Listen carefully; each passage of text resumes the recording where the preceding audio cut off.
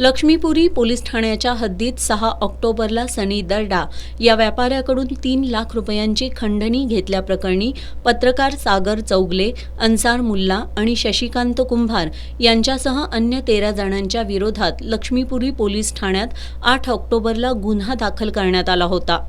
यातील एकूण 16 संशयितांपैकी 13 संशयितांची नावं निष्पन्न झाली होती। मात्र गुन्हा दाखल झाल्यापासून सर्व संशयित आरोपी फरार होते।